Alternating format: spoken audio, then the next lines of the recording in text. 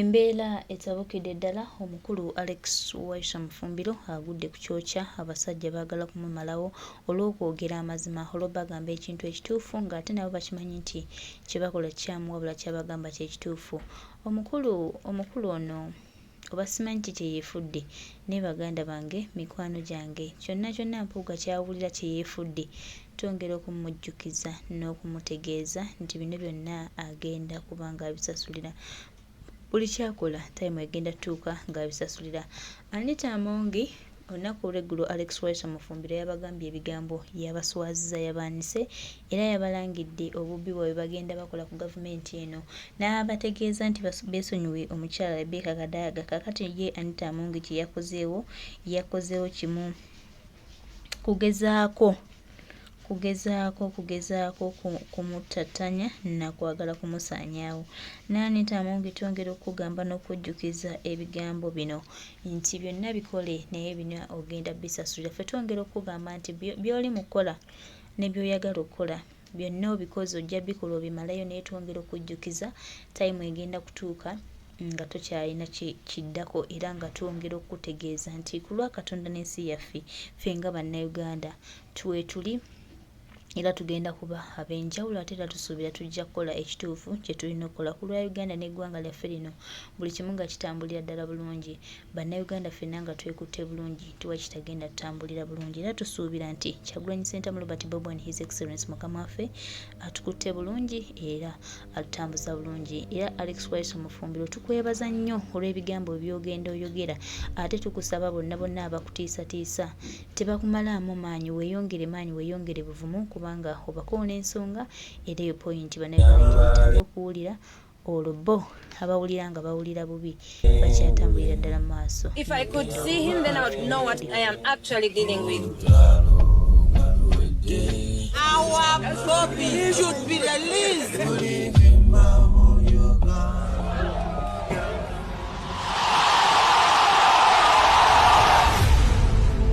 I would rather represent the resilience of Ugandans. We stand for equality and dignity for everybody.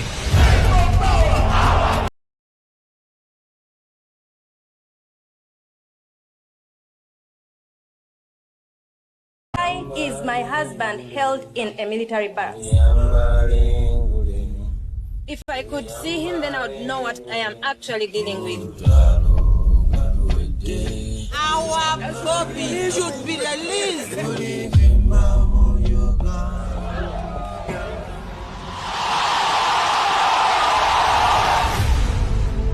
I would rather represent the resilience of Ugandans. We stand for equality and dignity for everybody.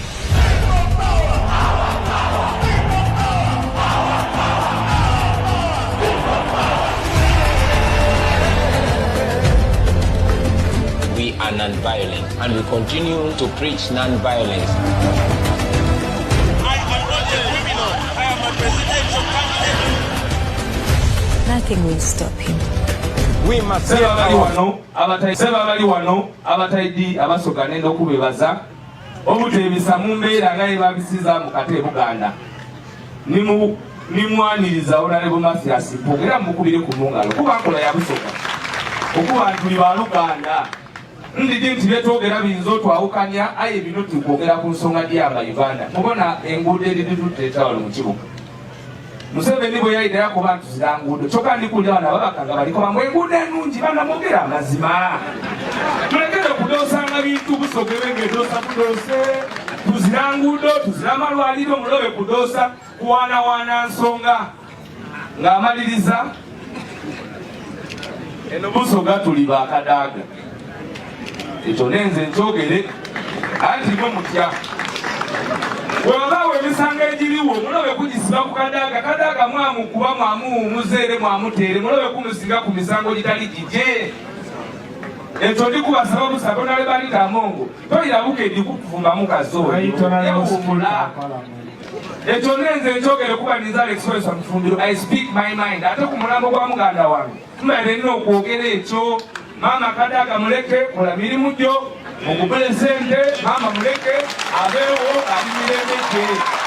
olemi mama waife atubeereirewo kamutola mu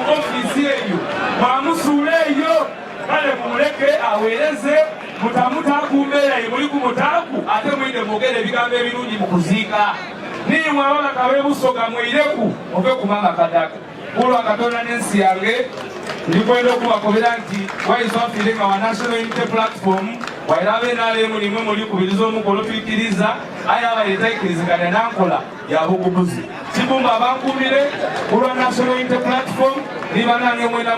mwebale n'abaije wano kulwa muganda waife seba bali wano abataidi abasoga nenda okubebaza obutebisa mu mbeera nga yebabisiza mu kate Buganda nimwaniriza Honorable Mathias Mpuuga mukubire ku mungalo kuba nkola ya busoga okuba ntuli ba Luganda ndidi nti byetwogera binza otwawukanya aye bino tukwogera ku nsonga y'aba Uganda mubona enguudo eridi tuteeta wano mu kibuga Museveni bwe yayita yakuba ntuzira nguudo kyokka ndikulira bano ababakanga baliko bamwe enguudo ennungi bana mwogera amazima tulekere kudoosanga bintu busoga ebengedoosa kudoose tuzira nguudo tuzira amalwaliro mulobe kudoosa kuwaanawaana nsonga ng'amaliriza eno busoga tuli ba Kadaga ekyo nenze nkyogere anti mwe mutya bwebabaawo emisango egiriwo mulobe kugisiba ku Kadaga mwamukuba mwamuwumuzeere mwamuteere mulobe kumusinga ku misango gitali gije ekyo ndikubasaba busaba nale balita Amongo toyirabuka edikukuvumbamu kazoolo ewumula ekyo nenze nkyogere kuba ninza Alex Mufumbiro I speak my mind ate ku mulambo gwa muganda wange tumaire nina okwogera ekyo Maama Kadaga muleke kola mirimu gyo mukupulezente maama muleke abeewo ali mirembe gye olemi maama waife atubeereirewo mwamutoola mu ofiisi eyo mwamusuula eyo kale mumuleke aweereze mutamuta kumbeera emuli ku mutaaku ate mwinde mwogere ebigambo ebirungi mu kuziika nimwe ababaka b'ebusoga mwireku ove ku Maama Kadaga kulwa Katonda n'ensi yange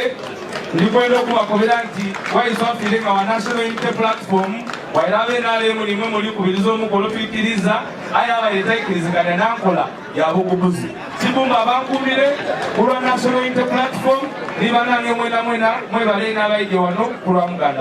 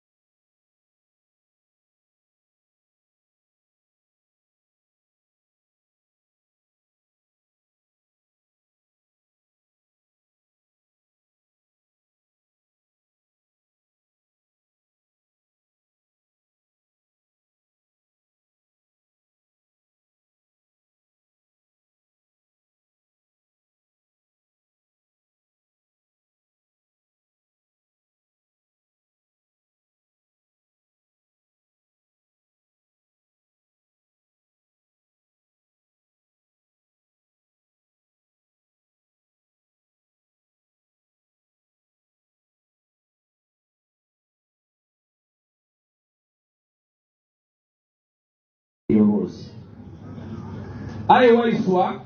olunaku lwaiddo nabalendejja kuziika wabajoze Chameleon Humphrey Mayanja kuncho bwena swike wabaleo video eri kutambula ku mutimbagano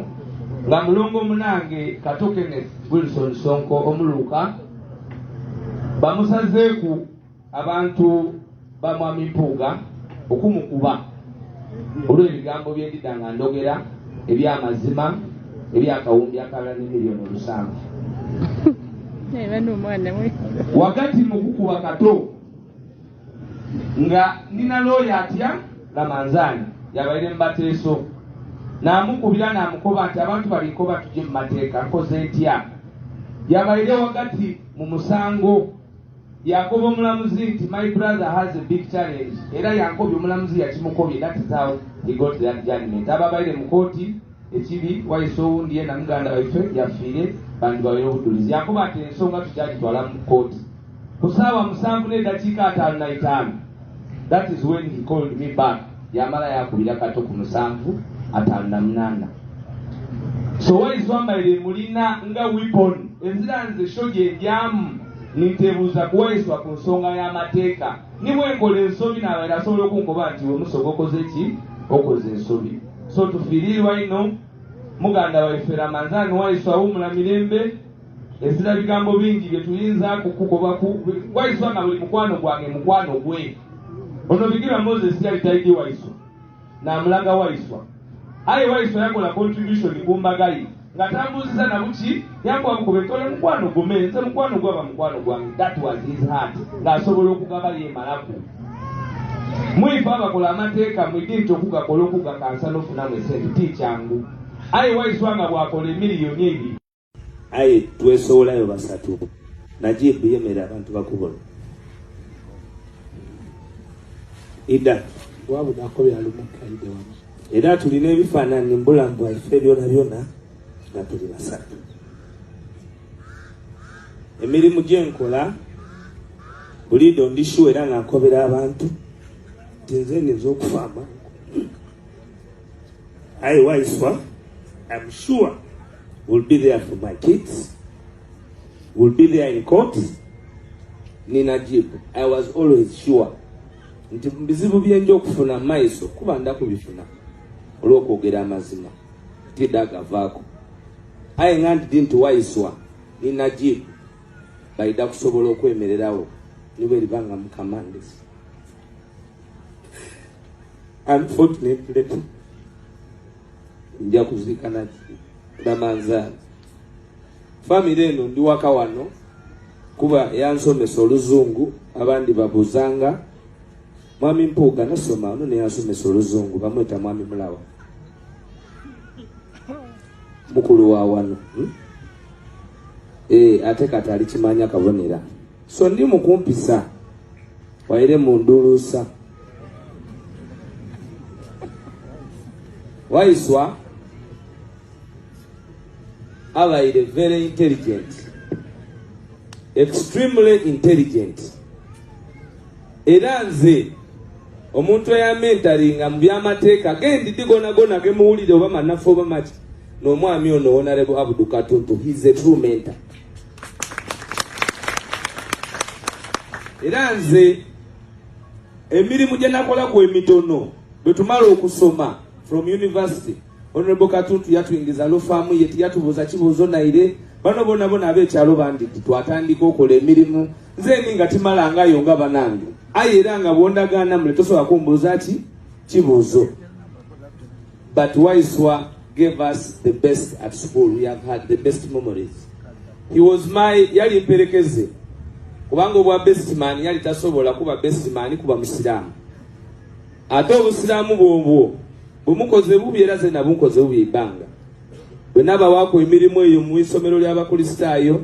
banvunaana kuba nali ensembeeza abasiraamu era nafulinamu ebizibu aye twasigala nga tuli bantu bawalala. Waiswa abaire ayendeza nga mwene yerowooza. Waiswa okufuna accident nikanoke nje okwogera ka story konka era nje twetyamire ebindi ndabyogera ku mikutu egy'endawulo kuba Mukama yampa ekisa n'eiroboozi. Aye Waiswa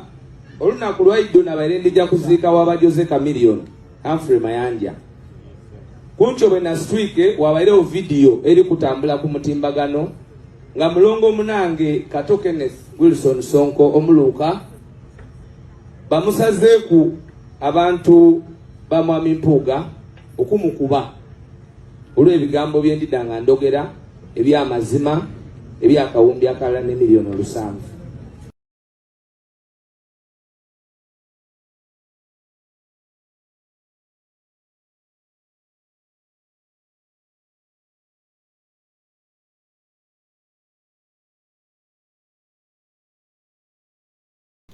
Oyo ye mukulu Alex Waiswa Mufumbiro. Baganda bange mikwano gyange kyenyinza okubagamba n'okubategeeza era n'okubawulira ndina okukkiriza nti one time Mukama Katonda ajja tusaasira, ajja tutunulako, ajja tutambulirako era ajja kutambuliramu naffe.